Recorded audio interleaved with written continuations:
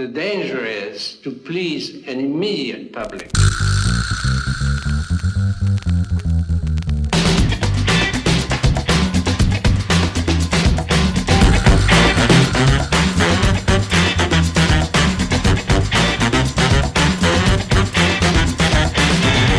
Hello everybody, welcome to the Artist Provocateur. I'm Josephat, this here is Parker, and today we're going to talk about two artists who decided to use live animals to make a statement. We're talking about Wim Delvoye and Guillermo Vargas.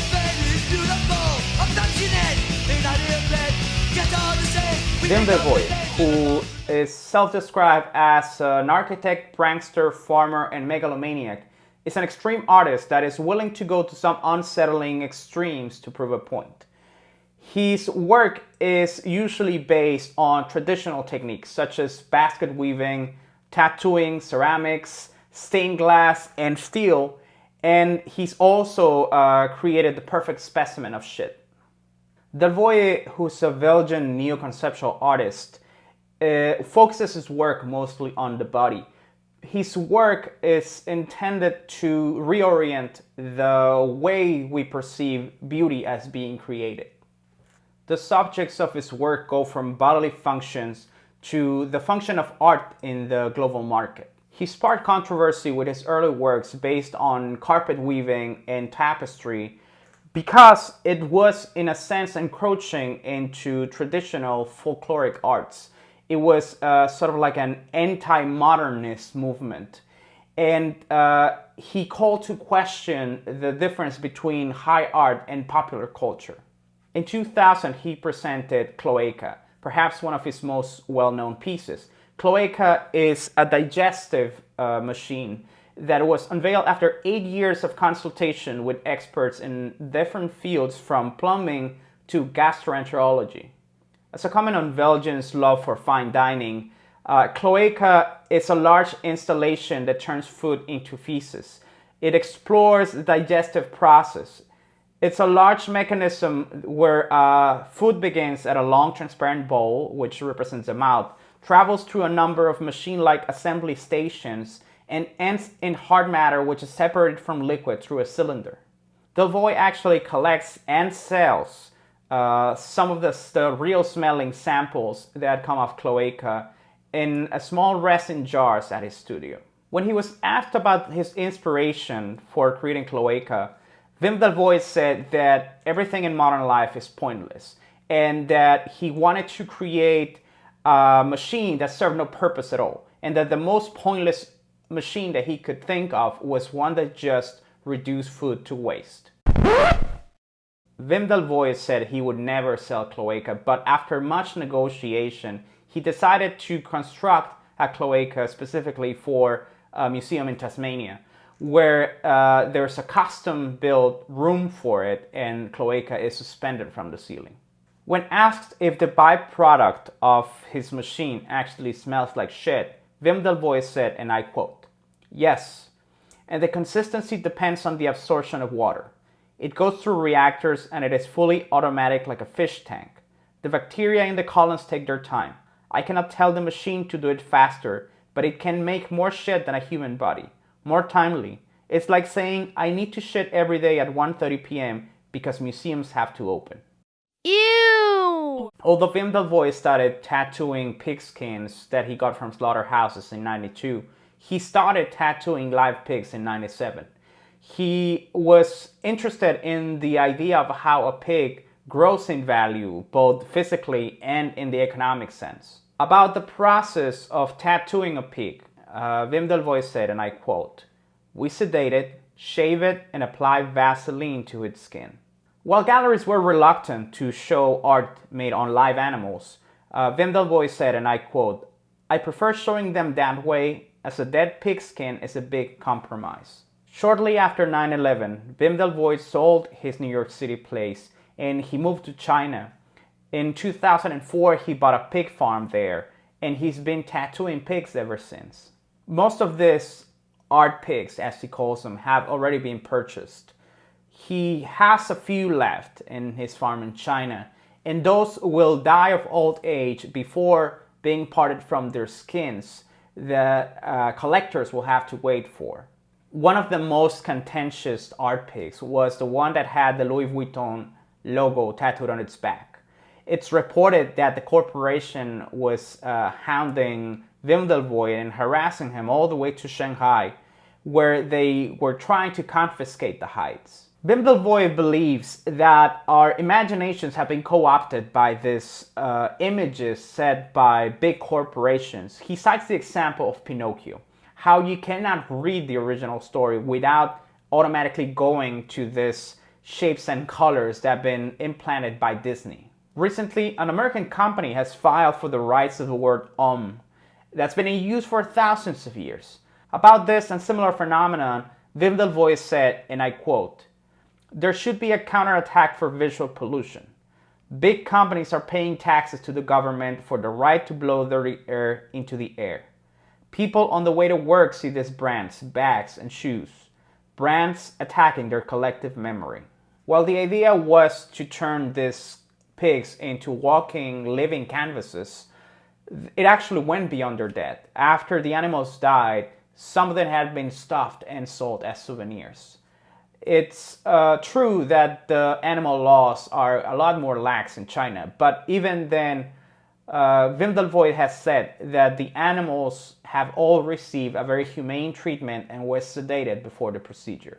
Of course, animal rights activists are outraged by this use of an animal, and they believe that the idea of inking the pigs is cruel. But what about the pampering and the special care that these pigs have to preserve them as works of art? In 2003, Wim Delvoye created some massive mountain carvings. They are very simple messages, but they are intending to take this ordinary into the extraordinary. In a sense, he's commenting about the relationship that exists between the smallest actions that we take and nature, and how it's all, in a sense, connected. In 2006, he presented Tim.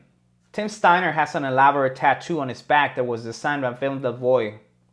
This was actually sold to a German art collector. The contract that they signed says that when Steiner dies, his skin will be framed. And until then, he spends his life sitting in galleries with his shirt off. Tim Steiner has said, and I quote, "The work of art is on my back. I'm just a guy carrying it around." The work took about 40 hours to complete, and it's actually signed on the side by Wim Delvoye.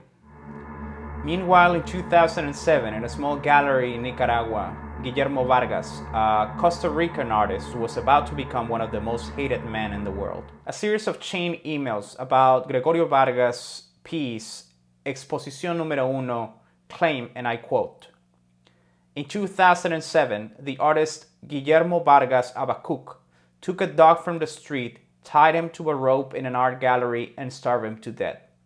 For several days, the artist and the visitors of the exhibition have watched emotionless the shameful masterpiece based on the dog's agony until eventually he died." The email then goes on to ask the recipient to sign a petition to block Guillermo Vargas from appearing in the 2008 Bienal in Honduras. Guillermo Vargas Jimenez, also known as Abacuc, is an artist whose media include photography, performance, paintings, performance art, and theatrical dance and video. He originally studied to become a special education teacher, but ended up not graduating. He has exhibited in Mexico, Nicaragua, Costa Rica, and the United States. He was chosen as one of the 6 artists to represent Costa Rica at the Bienal Centroamericana Honduras in 2008 and again at the Bienal del Istmo in 2010. His most notable work, Exposición número 1, was originally installed at Códice Gallery in Managua, Nicaragua. The piece included a captured, emaciated stray dog, which the artist called Natividad, tethered with a short leash in the gallery with the words "Eres lo que lees," or "You are what you read," spelled out above him on the wall in duck biscuits. At the same time, the Sandinista anthem was playing backwards as an incense burner burned 175 pieces of crack cocaine. The outrage triggered by the pictures and the allegations that the dog had been left to starve to death just spread across the internet through emails and blogs and other unconfirmed sources. There were a number of petitions circulating that got almost 4 million signatures, including Guillermo Vargas. Habacuc explained the inspiration for the piece, and I quote, "In November 2005, a Nicaraguan crack addict homeless, Natividad Canda, was murdered by 2 dogs after apparently trespassing on private property here in Costa Rica. There's a video of that, about 2 hours long, that was broadcasted on TV. Nor the police nor the firemen helped Natividad. They were supposedly unable to take the dogs off him. I thought it was one of the most hypocritical things because people saw him almost with disgust. Here, the Nicaraguan immigrants are discriminated against. They don't have medical services, they are not respected. I parted from that to create the exhibition, not as an homage, but trying to elicit a similar reaction in the viewer. In that sense, the piece was a success." Juanita Bermudez, the gallery director, actually said that the dog was fed regularly with food that the artist himself brought in, and that the dog was only tied up for the 3 hours the exhibition lasted. Guillermo Vargas himself refused to comment on the fate of the dog, but he noticed that during the exhibition, no one tried to free the dog, give it food, call the police, or do anything for it. He said that the exhibit and the surrounding controversy actually highlight people's hypocrisy because people don't really care about a dog starving to death in the streets. The Humane Society actually investigated this case, and although they condemned the use of live animals for exhibitions like this, they did not find any reason to believe that the dog had been harmed by the artist. The World Society for the Protection of Animals also investigated this incident, and they found there was no proof to show that the dog had actually starved to death in the gallery, and they just went to talk to the VNL in 2008 to ensure that no animals would be hurt then. The email claimed that Habacuc was trying to create this piece one more time in 2008 was also false, because although he was invited to the VNL in 2008, he was working already on a new piece. Exposición 1 was a very successful piece. The artist very knowingly used the media, and he showcased the apathy, the indifference of the public that had the opportunity to intervene, and the almost hypocritical outrage that came after the fact. When asked about how the campaign to keep him from presenting at the VNL in 2008 had affected him, Vargas said, and I quote, "I've lost shows I had scheduled, although other propositions have appeared. I get death threats every day, by email and phone, and of course that can get to you."